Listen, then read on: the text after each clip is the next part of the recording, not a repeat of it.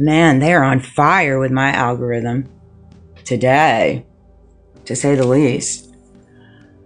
They are indeed. Right before I started this video, there's somebody saying, you outsmarted 2 master manipulators. 2. Actually, it's 3. 3 and then some. I am in agreement. I'm in agreement with that statement. And here's the caveat to that. I don't feel like I outsmarted the manipulators. Okay.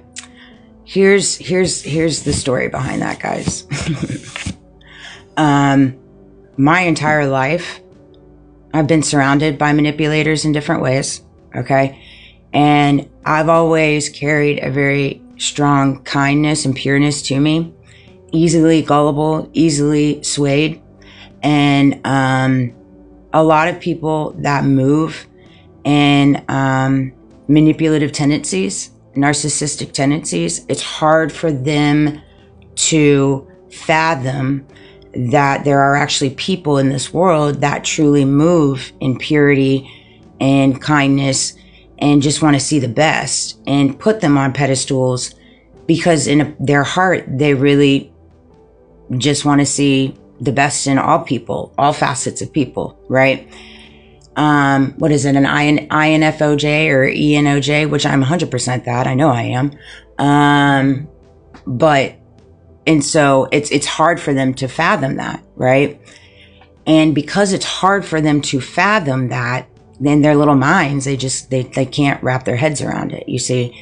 And for me, it's like, because I've been so surrounded by manipulators and things of that nature, I started picking up on their verbiage, network unstable, their verbiage, their tactics, and I started recognizing what they do and how they present things to get their way. And how they can manipulate conversations without even thinking, without recognizing that there are actually people in this world that pick up on the fact that you are manipulating them and you allow it to play out how it is. Because at the end of the day, their manipulations and their illusions and their tactics are only a reflection of themselves. It's not a reflection of you. And so you just give them space to move and operate in that. And so that's kind of one of those things that I always have done, you know? And so I don't feel like I've outmastered anybody. I feel like I've just mirrored them, to be quite frank. Because I give people space to move and operate in what they do. And so I feel like we all kind of have to adopt that in different ways. And that's really something that you kind of learn to do when you start connecting with yourself, intuitively, spiritually, confidently.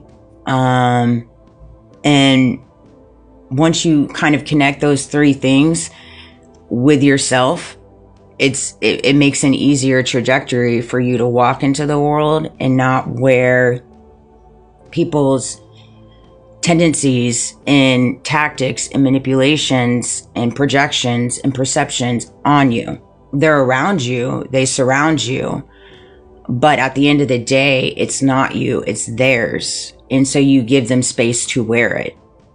And you don't allow it to affect you. You don't allow it to affect your peace.